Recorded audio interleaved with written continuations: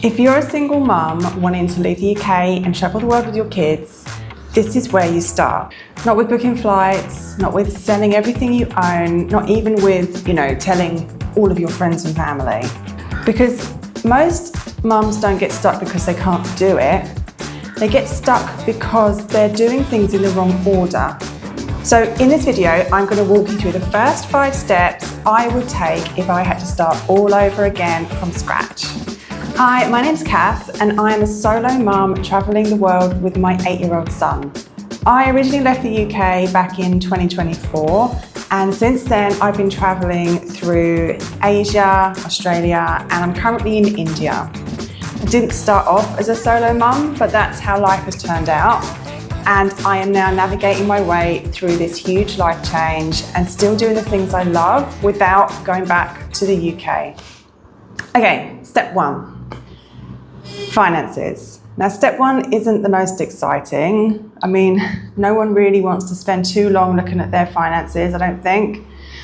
And it's the reason most people avoid doing it. But I really believe that you need to know your numbers. If you don't know your numbers, you don't know your financial situation now, you don't know what it is that you're actually going to need in the future and how you're going to get there, then it's a huge block just from the very get-go. So I would start by asking myself a few questions. What do you currently spend each month? So be brutally honest with yourself.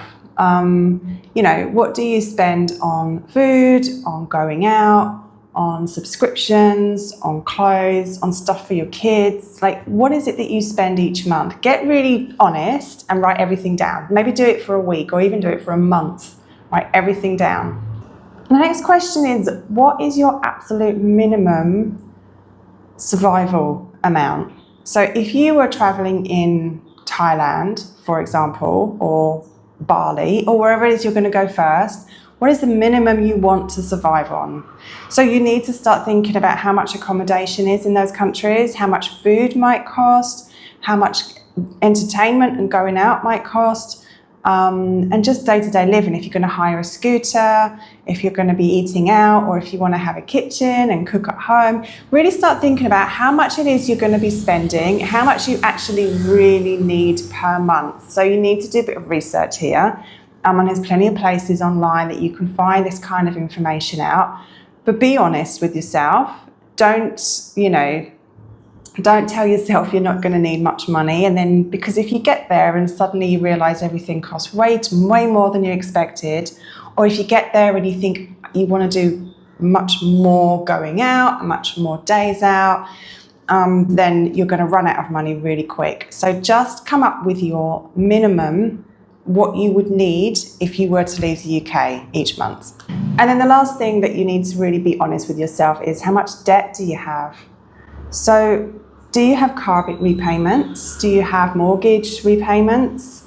Do you have credit card debts or store cards or anything else? What do you have that you will owe? And then if you do have any debts, can you get rid of them before you leave? Because I remember when I first left the UK, which was a long time ago. I left the UK, I think 2003, the first time, and I went to New Zealand to work. And I had a bank loan from the UK, and it wasn't a huge loan. It was only, I don't know, say £500. It wasn't massive. I was only young, and I was paying it. It was no problem. But when I got to New Zealand, my wages were a lot lower in relation to the pound, relative. So I wasn't able to pay hardly anything off my loan. So I was paying the minimum payment each month and still not having enough to live on really in New Zealand. So I was really struggling. So I would highly recommend, if you can get rid of your debts, if you can get rid of your credit card debts, any personal loans, anything like that, definitely car finance, anything you can get rid of, do it. Obviously, bigger things like your mortgage, you need to figure out how you're going to make that work. If you're going to rent out your house, if you're going to sell your house, what it is you want to do. But be honest with your debts and be honest with how that's going to affect the minimum amount you need in the new country. So you do not need like, I don't know, 50 grand in savings. You really, really don't. I've never had that much savings. I probably never will have that much in savings. And I still manage to do all this kind of stuff. But it really does mean you need to know where you are financially. You need to be honest. You need to be quite brutal with this, because if you don't have the money, this is one of the biggest hurdles, isn't it? Everyone says, well, how can I afford to travel? The cost of living in Asia and South America and other countries is always going to be lower than the UK. Like, I can't afford to live in the UK, not really. Not on the lifestyle that I have. I'd have to get a proper job, and I don't want to do that. I want to be able to live my work online, and I want to be able to spend time with Jai and homeschool and all those things. It'd be really hard to do that in the UK, but I can do it in Southeast Asia. So living in Asia or traveling in different countries is cheaper, but you still need to have money. You still need to know what's coming out of your account, what you have, how much you're going to spend. You've got to have a budget. And then a great thing to do, which really helped me, is to start building some income online before you even leave. If this is something that you'd like to do, but you're not sure how you're going to do it, so if you don't already have a job that you can transfer online, then just start by earning your first £100 online. It can make a huge difference to your confidence and your self-belief, and just knowing that you can do this. This is something that is possible for you. It stops being a dream and actually becomes real. You get proof that you can do this. And that's why I created your first £100 online. This is my free guide to helping you actually know how to make the money online and building your first online income stream. And it's completely free. It's a free guide, and the link is in the description.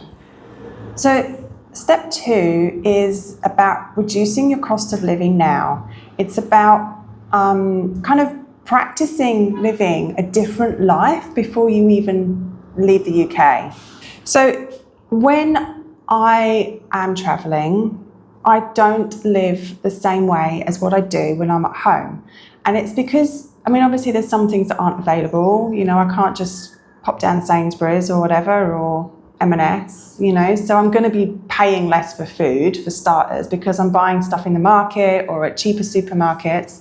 But you do live on a lower budget. Just everybody does. So practice doing that now. Can you live on a tighter budget? Cancel subscriptions, like cancel your Netflix, cancel all the subscriptions that you just don't need and you don't use and you're not going to use if you're traveling. Practice living on a tighter food budget. So if you are one of the people that shops in Sainsbury's or M&S or anywhere like that, maybe try shopping in markets if you have a market nearby for fresh fruit and veg. And Aldi and Lidl are obviously brilliant anyway, but just try living on a tighter budget when it comes to food. Don't buy all this sort of,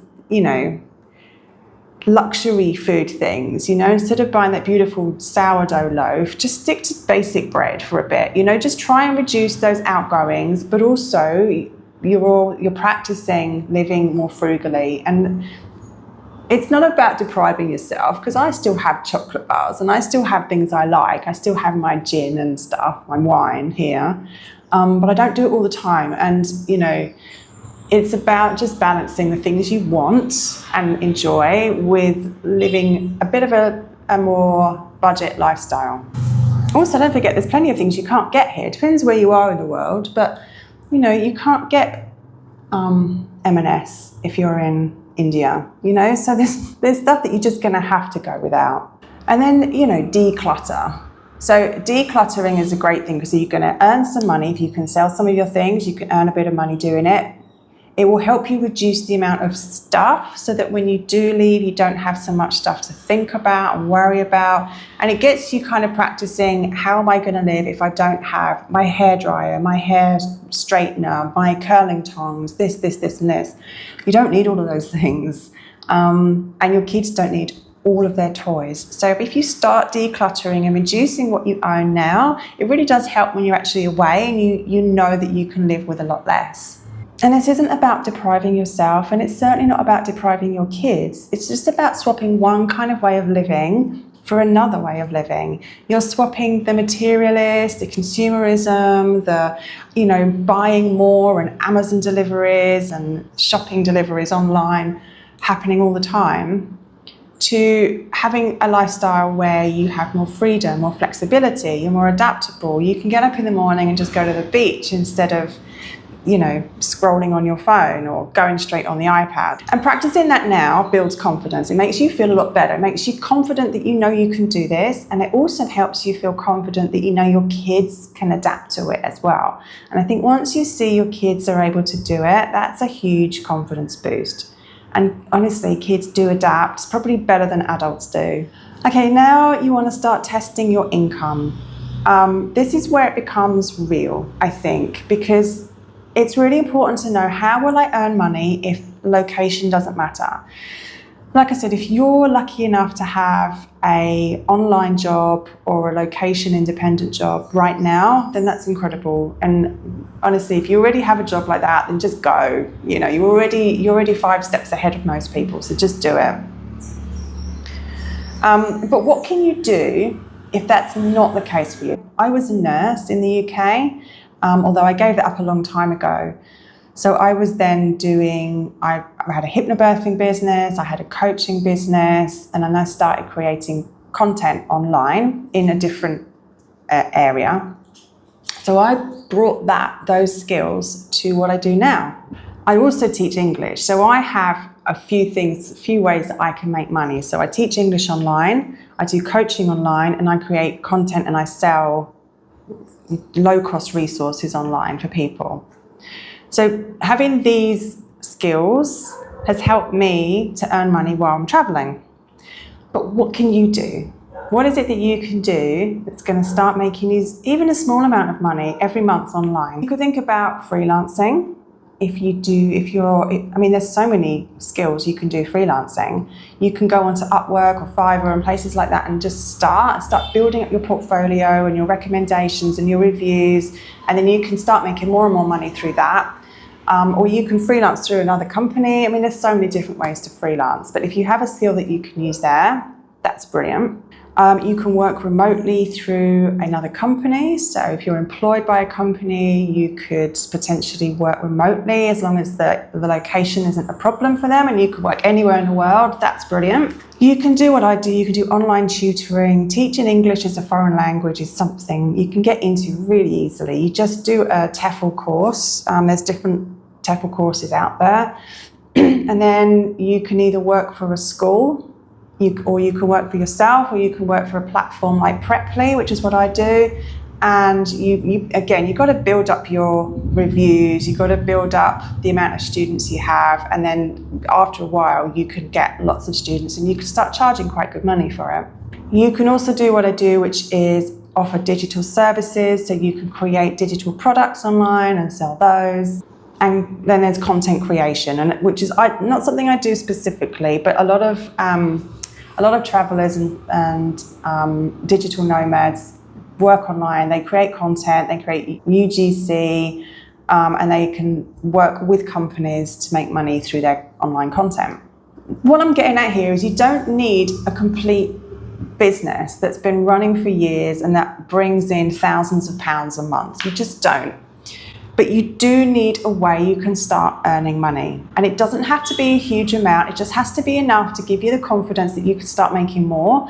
And when you do start making more, even then you don't have to make as much as you did in the UK if you want to live in other countries. The cost of living is lower in other countries. And if you want a bit of help with this, I have another guide to help you start making real money online. It's chock full of ideas about how you can make money and different ways to get started. The link's in the description as well. So the next thing I would do is trial this lifestyle. So if this is something you've never done before, this is brand new to you, you've never really lived outside the UK, you've never really traveled long term beyond, a couple of weeks in Spain or something, it's a really good idea to test this. This isn't just about you. This is about testing whether your kids will be okay as well, because I really believe that kids are more adaptable and flexible and resilient than we ever give them credit for. In my experience, my little boy Jai, was way more adaptable than probably me and Jeff were when we first left the UK. He left England when he was 6 and he doesn't want to go back. We're going back for a short time soon just to sort a few things out, but he doesn't want to live there anymore. And yeah, he misses his friends and family, but he loves this. This is who he is now. He loves this lifestyle. So kids really do adapt, but it's worth making sure they are okay. It's also worth giving you that peace of mind that they are okay.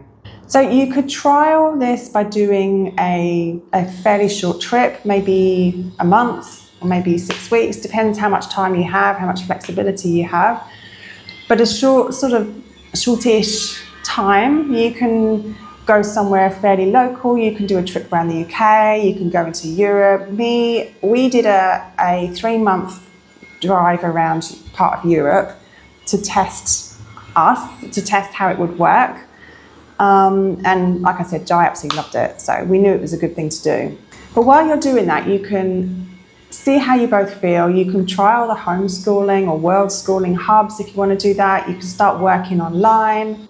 You can start thinking about budgeting, your travel budget, how much money do you need, how much money do you have. And it's also a really good time to iron out any creases. So if there's anything you've forgotten, anything you didn't consider, anything that you didn't organise, anything that you left behind that you're going to need, or stuff that you brought with you've overpacked and you don't need, that's another big one. Yeah, it's a really good time just to test the waters. Plus then it stops becoming, a pipe dream, and you're actually doing it. Even if it is only for a month, you are doing it. And that's part of it, isn't it? We can overthink things, we can overanalyze things all day long, but once you actually do it, it becomes so much easier. You become so much more confident once you start. Having a safety net is what makes everything feel possible. So having an emergency fund of savings, a little pot you can put away somewhere that you don't touch, making sure you've got valid passports, making sure you've got valid visas, making sure your credit cards are in date, you've got plenty of time left on them. Giving yourself a return option. Now, I know most people kind of think, well, I don't want to go back. If I go home, it's like I've failed. I don't believe that at all. I really don't. If you had to go home, whether it's short term or for good, it's fine, it's okay, except that you may go home. Even if you're doing a gap year, if you decide to go home early, it's okay. Never ever beat yourself up for going home. It's not a failure. You've learnt about yourself and you've learnt about what you're doing and you've made the decision to go home, either short term or long term. It's fine. So have a return option. So don't leave yourself in a situation where you've got nowhere to stay if you go home, or you've got no support if you go home. You don't need to have everything planned out. You don't need to have like a perfect plan and everything step by step, where you're going to be, how this is going to work, what's going to happen here. You don't need any of that, but you do need to have options. You do need to know what could, if things didn't work out, what would I do? Just as a backup plan. So if you're watching this and you're thinking, I want something different for me and my child. I want to leave the UK, but I just don't really know how to start. Start here. Start one step at a time. Clarity, income, trial, a safety net. And if money does feel like the biggest block at the moment, I put together a free guide showing you how to make your first £100 online. And the link is in the description. Don't forget to like and subscribe if you want practical, grounded steps to building a life of freedom as a solo mum. Whether that's leaving the UK, traveling the world schooling, and finding a lifestyle that you love.